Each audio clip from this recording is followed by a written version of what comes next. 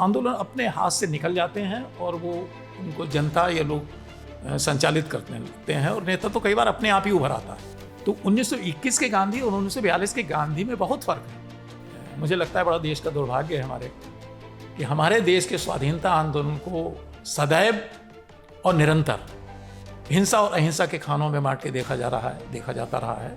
बल्कि गांधी ने हिंदुस्तान के मुसलमानों को अगर असहयोग के सवाल पर जोड़ पाते तो ज़्यादा बेहतर होता। तो जब हम 1921 को याद करेंगे तो चौरी चौरा को याद करेंगे, चौरी चौरा को याद करेंगे तो सत्ता का दमन और जनता द्वारा उसका प्रतिकार, ये भी याद किया जाना चाहिए।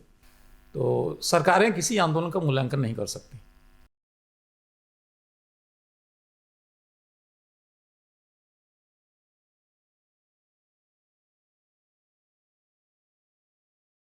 नमस्कार, द लीडर हिंदी में आप सभी का स्वागत है। इस वक्त देश में ख़ास तौर पर उत्तर प्रदेश के अंदर चौरी चौरा कांड को लेकर एक चर्चा है। चौरी चौरा कांड की शताब्दी वर्ष मनाया जा रहा है। उत्तर प्रदेश सरकार ने इसके लिए पूरे साल भर के कुछ कार्यक्रम तय किए हैं, लेकिन कई ऐसे सवाल और मुद्दे उठ रहे हैं इस दौरान कि सरकार इस तरह के इशू को लाकर आखिर किस मकसद को हासिल करना चाहती है। क्या ये केवल क्रांतिकारी आंदोलन को याद करने का एक ख़ास तरीका है या कि इसके पीछे कोई और भी मकसद हो सकता है? क्योंकि उत्तर प्रदेश में इससे पहले भी काकोरी केस के शहीद रोशन सिंह, उनको लेकर भी उनके गांव के अंदर, शाहजहाँपुर का गांव है नवादा दरोबस्त, उसके अंदर भी एक कार्यक्रम किया गया था लोकसभा चुनाव से पहले। तो इस तरह की चीज़ों पर अब सरकार क्या उसकी मंशा है या फिर उसका क्या ऐसा नेक मकसद है, इस बारे में हम बातचीत करेंगे सुधीर विद्यार्थी जी से, जो कि भारत के क्रांतिकारी आंदोलन पर एक विशिष्ट लेखन के लिए पहले ही विख्यात हैं। सुधीर जी, आपका यहाँ स्वागत है द लीडर हिंदी में। आपसे हम ये जानना चाहेंगे कि चौरी चौरा कांड पूरा क्या था, उसके बारे में आप क्या सोचते हैं। दूसरा, ये सरकार का जो अभी का कार्यक्रम है, तो इसके पीछे आपको क्या लगता है कि क्या इसका मकसद हो सकता है? हमारे देश का स्वाधीनता आंदोलन तो काफ़ी पहले शुरू हो गया था। अगर उसे एक सीमा रेखा भी माना जाए तो 1857 से उसकी शुरुआत हुई थी। गांधी जी 1921 में राजनीतिक गगन में आए। जब कांग्रेस की ओर से असहयोग आंदोलन की घोषणा की गई तब एक तरीके से वही दल के नेता बन गए थे। अगर हम दूसरे दौर की, क्रांतिकारी आंदोलन के दूसरे दौर की बात करें, लेकिन उससे पहले हम ये कहना चाहेंगे कि गांधी के राजनीतिक गगन में आने से पहले अगर मोटा मोटा हिसाब भी लगाया जाए तो 63 साल आज़ादी की लड़ाई लड़ने वाले सिर्फ और सिर्फ क्रांतिकारी ही थे। यहाँ तक कि 1921 में असहयोग आंदोलन की घोषणा से पहले अगर भारतीय क्रांतिकारी संग्राम के दूसरे दौर पर नज़र डाली जाए तो गांधी के इस अवतरण से पहले उत्तर भारत में, बनारस में क्रांतिकारियों पर बनारस षड्यंत्र केस चलाया गया था, जिसमें दामोदर सूरत सेठ जैसे क्रांतिकारी थे। और उस बनारस षड्यंत्र केस में ज़्यादा जो क्रांतिकारी थे वो बंगाली थे। उसके बाद 1918 और 19 में मैनपुरी षड्यंत्र केस के नाम से मैनपुरी में एक मुकदमा चला। उस मुकदमे में जितने भी क्रांतिकारी थे वो सब उत्तर भारत के थे। ख़ास तौर से उसमें एटा, इटावा, मैनपुरी, आगरा, शाहजहाँपुर, औरैया तब अलग नहीं हुआ था, इन जगहों के लोग ज़्यादा थे। वो मुकदमा भी, उसको भी बड़ी ख्याति मिली थी और इस नाते भी ख्याति मिली थी उसको कि उसकी पैरवी करने के लिए बंगाल से देशबंधु चित्तरंजन दास, सीआर दास बैरिस्टर आए थे और इतनी मजबूती से उस मुकदमे को लड़ा गया था, इतनी योजनाबद्ध ढंग से लड़ा गया था कि मुख्य अभियुक्त तो कोई पकड़ में ही नहीं आया और यहाँ तक कि एक मुखबिर हुआ था रामनारायण, उसको भी जेल से बाहर निकाल लाए। इतना मुकदमा कमज़ोर हो गया, सरकार का बहुत पैसा भी खर्च हुआ, समय भी खर्च हुआ। अंततः ब्रिटिश सरकार ने ये किया कि उस मुकदमे में आम माफ़ी दे दी, जिसमें सभी छूट गए। मुकुंदनी लाल औरैया के क्रांतिकारी थे, उनको छोड़ के ना जाने क्यों अभी तक उस बात का पता नहीं लग सका कि वो 6.5 साल की सज़ा काटने के बाद ही बाहर निकल पाए। ये अब तक रहस्य बना हुआ। इन दोनों मुकदमों का, खासतौर से बनारस कॉन्स्पिरेसी केस या मैनपुरी का, इसका जिक्र इसलिए कर रहा हूँ कि 1921 के असहयोग आंदोलन से ठीक पहले, ठीक निकट, ये 2 बड़े मुकदमे क्रांतिकारियों पे चलाए जा चुके थे। जब कांग्रेस या गांधी की तरफ से असहयोग आंदोलन की घोषणा की गई तो शायद कम लोग इस बात को जानते हैं कि क्रांतिकारियों ने भी गांधी की इस घोषणा को या इस नए प्रयोग को कि असहयोग के द्वारा भी आज़ादी प्राप्त की जा सकती है, बहुत इत्मीनान और धैर्य के साथ देखा था और अपने हथियार उन्होंने उस समय एक तरफ रख दिए थे। पूरा मौका दिया था कि गांधी अपना जो प्रयोग है राजनीतिक क्षेत्र में, आज़ादी की लड़ाई के संग्राम में, उसको अपने ढंग से संचालित कर सकें और उसके नतीजों पर वो गौर कर रहे थे। और इसके लिए बाकायदा कलकत्ता में एक मीटिंग बुलाई गई थी क्रांतिकारियों की, जिसमें उन्होंने तय किया था कि जब तक गांधी का ये आंदोलन या कांग्रेस का आंदोलन और सहयोग चलेगा तब तक हम अपना कोई संग्राम जारी नहीं रखेंगे। ये संग्राम चला, देश ने एक नया प्रयोग देखा जो क्रांतिकारी संग्राम के अपेक्षाकृत ज़्यादा सहज और आसान भी था, और इसीलिए जनता की उसमें भागीदारी बड़ी संख्या में हो सकी, हमारा अपना ये मानना है। उस दौरान काफ़ी जुल्म जनता पे किए गए, यहाँ तक कि चौरी चौरा की जो घटना आती है कि एक थाने में घेर कर पुलिस वालों को जनता ने आग लगा दी, लेकिन ये जनता ने उत्तेजित होकर अपने उत्पीड़न के खिलाफ, अपने दमन के खिलाफ ये फैसला स्वयं किया था। कई बार ऐसा होता है, चाहे कितना ही बड़ा कोई नेतृत्व क्यों ना हो, यहाँ तक कि हम तो कहें गांधी जैसा ही नेतृत्व क्यों ना हो, आंदोलन अपने हाथ से निकल जाते हैं और वो उनको जनता या लोग संचालित करने लगते हैं, और नेता तो कई बार अपने आप ही उभर आता है, जो बहुत ज़्यादा सहज और ज़्यादा स्वाभाविक भी होता है। ऐसा तो आगे चलकर 1942 में भी हुआ था, जब भारत छोड़ो आंदोलन का नारा दिया गया था गांधी की ओर से या कांग्रेस की ओर से। तो 9 अगस्त को भारत छोड़ो आंदोलन की शुरुआत होनी थी, लेकिन बम्बई में 8 अगस्त को गांधी की गिरफ्तारी हो गई, कुछ और बड़े नेताओं की गिरफ्तारी हो गई, और उसके बाद उस आंदोलन का जो चरित्र बना 42 के आंदोलन का, वो गांधी के योजना के अनुसार या उनके सोचे हुए के अनुसार बिल्कुल सर्वथा भिन्न ढंग का था। गांधी ने जेल के भीतर से कहा था कि जैसे कि रेल की पटरियां उखाड़ना, टेलीफोन के तार काटना, डाकखानों को जला देना, रेलवे स्टेशन फूंक देना, तो ये सब गांधी ने जो कहा, हिंसा और अहिंसा का सवाल 21 में उन्होंने उठाया था, और चौरी चौरा में जो हिंसा हुई थी, जनता के द्वारा जो हिंसा हुई थी प्रतिवाद में, उस हिंसा के बहाने उन्होंने आंदोलन वापस ले लिया। लेकिन 42 में आके गांधी नहीं कह पाए। जो लोग गांधी के मूल्यांकन में ये सत्य, हिंसा और अहिंसा का सवाल उठाते हैं, उन्हें ये भी देखना चाहिए कि वो जो नारा करो मरो का दिया गया था 42 में, उसमें भी तो हिंसा है, करो या मरो। तो 1921 के गांधी और 1942 के गांधी में बहुत फर्क है। इसका क्या कारण हो सकता है? नहीं, वो देखिए, अनुभवों से भी कोई नेता सीखता है। हो सकता है कि उस समय उन्होंने घोषणा जब वापस नहीं ली है तो कहा जेल के भीतर से 42 में गांधी ने कि ये आंदोलन जैसा कि इसका स्वरूप बन गया है, मैं इसके पितृत्व से इनकार करता हूं, ये मेरा आंदोलन नहीं है। लेकिन उन्होंने ये नहीं कि 1942 में के आंदोलन वापस ले लिया। नेतृत्व निश्चय ही, गांधी बैरिस्टर थे और दक्षिण अफ्रीका में एक लड़ाई भी लड़ चुके थे। हो सकता है उस समय तक उनके ये समझ में आया हो कि अगर 1921 की तरफ इस आंदोलन को वापस ले रहे हैं, तो उस समय तो जनता सिर्फ एक ही जगह उत्तेजित थी, चौरी चौरा में। लेकिन 42 में तो पूरे देश की जनता ने जिस तरह से मतलब रिएक्ट किया है, और जिस तरीके से पूरे देश में जगह जगह पर क्रांतिकारी शक्तियों ने ही उस आंदोलन को संचालित और प्रभावित करना शुरू कर दिया है, तो शायद गांधी को लगा होगा कि अब हमारे अगर वापस लेने से भी आंदोलन वापस होने वाला नहीं है। तो इस फर्क को देखा जाना चाहिए।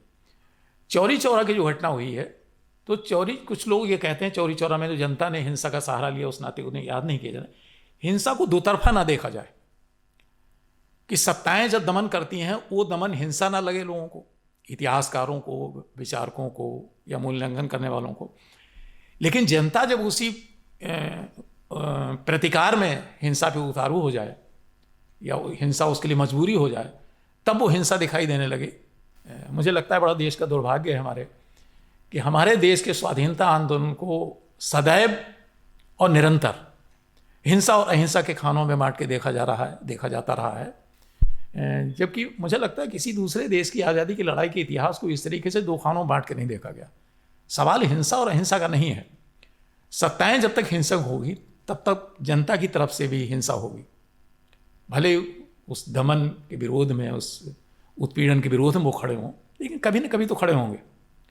दूसरी बात यह है कि चौरी चौरा की घटना जो है वो भारतीय स्वाधीनता आंदोलन के इतिहास में एक टर्निंग पॉइंट है।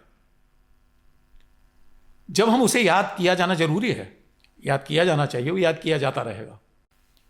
लेकिन चौरी चौरा की घटना को इकहरे रूप में या किसी भी घटना को इकहरे रूप में याद नहीं कर सकते। कि चौरी चौरा की घटना को तो याद करें, लेकिन हम ये याद ना करें कि असहयोग आंदोलन किस तरीके से पहले प्रयोग के रूप में सामने आया। गांधी ने सर्वथा एक नया दर्शन दिया, दर्शन ही नहीं दिया, नए ढंग से आवाहन किया कि असहयोग के द्वारा भी आज़ादी प्राप्त की जा सकती है। लेकिन उसके साथ हमें यह भी याद करना पड़ेगा, जो असहयोग आंदोलन घोषित किया था गांधी ने, उस असहयोग आंदोलन के साथ खिलाफत आंदोलन भी समानांतर रूप से चलाया गया था। ये गांधी की सर्वथा एक राजनीतिक भूल थी और बड़ी भूल थी, इसलिए कि खिलाफत आंदोलन का कोई संबंध हमारे देश की किसी परिस्थिति या स्वाधीनता आंदोलन से नहीं था। टर्की में एक नितांत कठमुल्ली सत्ता, जो खलीफा की सत्ता थी, उसको हटाने के लिए एक व्यक्ति के नेतृत्व में आंदोलन चला, क्रांतिकारी आंदोलन चला, और वो व्यक्ति था कमाल पाशा। कमाल पाशा ने उस सत्ता को बेदखल कर दिया, खलीफा की सत्ता को। तो उस खलीफा की सत्ता की वापसी के लिए चलाया जाने वाला आंदोलन, जिसके लिए गांधी का समर्थन प्राप्त था, ये सर्वथा अनुचित नजरिया किसी भी राजनेता का हो सकता है। हमारे देश से उसका कोई वास्ता भी नहीं था। और दूसरे ये कि प्रतिक्रियावादी कदम हम इसको मान सकते हैं। एक क्रांतिकारी शासक द्वारा, एक क्रांतिकारी नेता द्वारा एक विशुद्ध क्रांतिकारी आंदोलन खलीफा की सत्ता के खिलाफ, जो कठमुल्ला सत्ता थी, तो उसके तो पक्ष में खड़े होना चाहिए। बल्कि गांधी ने हिंदुस्तान के मुसलमानों को अगर असहयोग के सवाल पर जोड़ पाते तो ज़्यादा बेहतर होता। नतीजा ये हुआ कि खिलाफत आंदोलन के नाम पे उसमें आंदोलन में असहयोग के समानांतर मुसलमानों को लाए, और जब खिलाफत आंदोलन समाप्त हुआ तो मुसलमान अपने अपने घरों को लौट गए। उससे असहयोग भी कमज़ोर हुआ और गांधी का वो पक्ष भी कमज़ोर हुआ। तो जब हम 1921 को याद करेंगे तो चौरी चौरा को याद करेंगे, चौरी चौरा को याद करेंगे तो सत्ता का दमन और जनता द्वारा उसका प्रतिकार, ये भी याद किया जाना चाहिए। ये भी याद किया जाना चाहिए किस तरीके से भारतीय क्रांतिकारियों ने अपने आंदोलन को रोक के, अपने संग्राम को रोक के गांधी के आंदोलन को एक मौन समर्थन दिया था कि देखें इसका क्या नतीजा निकलता है। और इस तरीके से भी इस आंदोलन को देखा जाना चाहिए। गांधी ने आंदोलन की वापसी की, सर्वथा अकेले वापसी की, कि हम इस आंदोलन को इस मुद्दे पर वापस ले रहे हैं।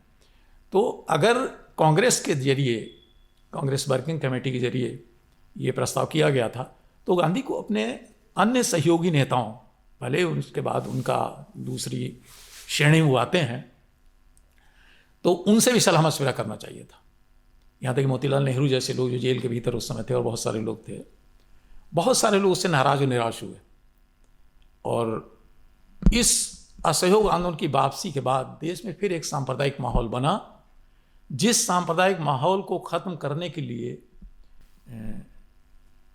काकोरी कांड के रूप में क्रांतिकारी घटनाक्रम एक सामने आया। तो ये जो काकोरी की घटना थी, उस घटना को भी असहयोग आंदोलन से इस रूप में जोड़ के देखा जा सकता है कि असहयोग में बहुत से ऐसे नौजवान जिन्होंने पहली बार हिस्सेदारी की थी, जब उससे पहले वो क्रांतिकारी नहीं थे, जैसे कि ठाकुर रोशन सिंह, जिन्हें बाद में काकोरी कांड में फांसी लगी है, और मनमथनाथ गुप्त, या कई ऐसे नाम हो सकते हैं।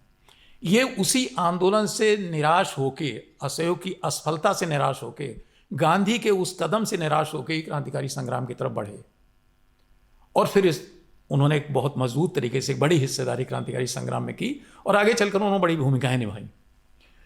तो कहने का अर्थ यह है कि अगर इस 2021 के समय में चौरी चौरा की घटना या असहयोग की, क्यों नहीं चौरी चौरा की घटना के ही नाम पे 1921 में उसको क्यों स्मरण किया जा रहा है?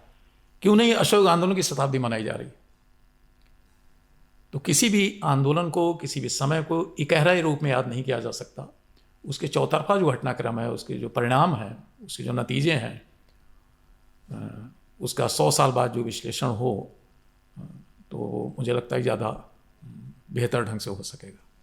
जैसे अभी जब चौरी चौरा कांड की शताब्दी वर्ष की शुरुआत हुई तो उसको संबोधित किया प्रधानमंत्री नरेंद्र मोदी ने। उसमें उनका बयान था इसमें कि चौरी चौरा कांड जो था उसको इतिहास में एक सही तरीके से प्रस्तुत नहीं किया गया या उसको वैसा उसका सम्मान नहीं किया गया है, और वो असल में थाने में आग नहीं बल्कि जन जन में आग थी, जिसको कि ऐसे तमाम ऐसे जो क्रांतिकारी हैं और इस आंदोलन है ऐसा, उसको हम ढूंढेंगे, तलाशेंगे, उस कांड में रहे हुए, उस केस में रहे हुए जो लोग भी थे उनको सम्मानित करेंगे, इस तरह की बात कही है। तो ये एक तो ये बात हुई, और दूसरी ये कि जैसे आपने बताया अहिंसा के जो मानक तय किए गए या आज भी किए जाते हैं भारत के आंदोलन को लेके, तो इसमें एक धारा क्रांतिकारियों की धारा, एक गांधी का, एक कहें कि जो जिस पे भारतीय जनता पार्टी का अपना विचार है, और चौरी चौरा कांड में जिन भी परिस्थितियों से जो हुआ, तो इन सारी चीज़ों में क्या कोई फ़र्क दिखाई देता है आपको? कैसे देखते हैं उसको? नहीं, प्रधानमंत्री ने जो कुछ कहा है उसे मैंने तो नहीं सुना, हमारी कोई उसमें दिलचस्पी भी नहीं है, लेकिन ये तो अक्सर कह दिया जाता है कि उसका मूल्यांकन नहीं हुआ किसी का और हम नए सिरे से मूल्यांकन करेंगे। तो सरकारें किसी आंदोलन का मूल्यांकन नहीं कर सकती, चाहे कोई भी सरकार हो। समय ही मूल्यांकन करता है, और कुछ इतिहासकार जिनकी दृष्टि बंद ही ना हो वही इसका मूल्यांकन कर सकते हैं। और 1921 के असहयोग आंदोलन, या मुझे नहीं पता उन्होंने क्या कहा कि चौरी चौरा के आंदोलनकारियों या इसमें जो भी हुआ है उनको सम्मानित करेंगे, तो वो बचे ही कहाँ होंगे? वो कोई उसमें नहीं बचा होगा, तो किस ढंग से वो सम्मानित करेंगे? ये केवल एक राजनीतिक बयानबाजी है। मुझे नहीं पता है कि हमारे प्रधानमंत्री महोदय ने चौरी चौरा पर जो पुस्तकें आई हैं अब तक हर्षों से हिंदी में, तो उनका ही कहीं पाठ या अवलोकन उन्होंने किया हो, तो ये केवल एक राजनीतिक बयानबाजी है। बल्कि समग्रता में केवल चौरी चौरा के घटनाक्रम को लेकर ही अखबार में कुछ देखा गया, कार्यक्रम मनाए जाएंगे। मेरा कहना था कि 1921 के असहयोग आंदोलन की शताब्दी मनाई जानी चाहिए थी। शायद उन्होंने इसलिए नहीं मनाई जा रही है कि चौरी चौरा की घटना को करके तो कांग्रेस को अलग किया जा सकता है, लेकिन असहयोग आंदोलन की सीधी सीधे अगर शताब्दी मनाई जाएगी तो निश्चय ही वो कांग्रेस का आंदोलन था और गांधी ने इसका नेतृत्व किया था। तो सीधे सीधे चौरी चौरा पे जाने का अर्थ हम समझ नहीं पा रहे हैं कि इसके पीछे शायद मुझे यही उनका नज़रिया समझ में आता है कि अगर 21 की शताब्दी मनाएंगे असहयोग आंदोलन की तो फिर कांग्रेस को उसका श्रेय देना पड़ेगा। अच्छा, ये जो अब फिर से हम एक चौरी चौरा कांड पे एक जो कार्यक्रम अभी सरकार ने जो जारी किया है पूरे प्रदेश भर के लिए 2022 तक के लिए 4 फरवरी के लिए, उसमें जो कार्यक्रम तय किए, वैसे बहुत से कार्यक्रम हैं, लेकिन एक चीज़ हमें जो हमने देखी उस कार्यक्रम में वो ये कि वंदे मातरम जो राष्ट्रगीत है, इसके आयोजन, उसको लेके कोई गिनीज बुक में जो है वर्ल्ड रिकॉर्ड बनाने की का भी एक वो है कि वीडियो बनाए डाउनलोड करें, मतलब वंदे मातरम पे काफ़ी जोर है। तो चौरी चौरा कांड से या पूरे इस आंदोलन से, आज़ादी के आंदोलन से, इसका क्या तालमेल बनता है, ये इसके बारे में थोड़ा बताइए। नहीं, ये वर्ल्ड रिकॉर्ड जैसे बनाने की गिनीज बुक ऑफ रिकॉर्ड, इसका कोई मतलब नहीं है। इससे ना तो इतिहास का मूल्यांकन होता है, ना इतिहास की कोई सेवा होती है। हमारा अपना मानना है कि वो इतिहास मुर्दा है जिसमें भविष्य को देखने की जिसके पास आंखें ना हो, कोई लक्ष्य ना हो। और चौरी चौरा कांड को इकहरे रूप में सरकार क्यों मना रही है, खासतौर से उत्तर प्रदेश सरकार, इसको हम नहीं समझ पा रहे हैं। और हमारी इसमें बहुत दिलचस्पी नहीं है कि कोई उत्तर प्रदेश की सरकार अगर ऐसा कर रही है तो निश्चय वो इतिहास की कोई सेवा तो नहीं कर रही है, ना इतिहास के मूल्यांकन का, उसके तरीके जो उसका सरकार का चरित्र है, तो इसके इतिहास के मूल्यांकन का भी कोई प्रयास नहीं हो सकता। और वंदे मातरम से उसको जोड़ने का कोई अर्थ नहीं है। आप वंदे मातरम गा के अगर वर्ल्ड रिकॉर्ड बना देंगे, या इतने लाख दिए जो कहीं जलाए गए, या इतना सब हुआ है, ये सब तमाशे हैं। और मैं तो ये समझता हूँ कि इतिहास के या अपने समय के मूल्यांकन की दृष्टि ना होना ही सरकार या सरकार में बैठे हुए लोगों से ऐसी घोषणाएं करवाती है, ये एकदम निरर्थक हैं। उनको, हमारे जैसे लोग तो इन चीज़ों की तरफ ध्यान भी नहीं देते, उन्हें खारिज ही कर देते हैं। सरकारें वैसे भी किसी इतिहास का मूल्यांकन नहीं कर सकती। अच्छा, ये जैसे आपने कहा, वैसे तो कि क्या मकसद हो सकता है ये तो सरकार ही जानती है, या सरकार का जो भी अच्छा है बुरा जो भी उसका सोचना होगा। लेकिन ये एक इत्तेफाक ये भी है कि 4 फरवरी 2022 तक ये शताब्दी वर्ष मनाया जाएगा चौरी चौरा कांड का, और 2022 में उत्तर प्रदेश विधानसभा चुनाव भी 2022 में होने हैं। तो इसका कोई संबंध लगता है आपको? नहीं, हम इतना कोई राजनीति से, हमारा कोई वैसा दलीय राजनीति से या इस तरीके से सरकारें या दल सोचते हैं, मैं नहीं कह सकता हूँ। लेकिन ये ज़रूर है कि इतिहासकारों को या इस इतिहास में दिलचस्पी रखने वाले, खासतौर से इस कालखंड के इतिहास में दिलचस्पी रखने वाले लेखकों को अपने ढंग से सरकार पर निर्भर न रह के, सरकार से भिन्न, सरकार की इन चीज़ों को बहुत ध्यान भी नहीं दिया जाना चाहिए, अपने भिन्न ढंग से जगह जगह अगर उस घटनाक्रम को जो 1921 का था, जो इतिहास का एक टर्निंग पॉइंट है, जहाँ से चीज़ें बहुत विस्तारित भी होती हैं और अपने अपने ढंग से चलती हैं, और जो स्वाधीनता आंदोलन को देर तक और दूर तक प्रभावित करती हैं, अपने ढंग से मूल्यांकन करना चाहिए।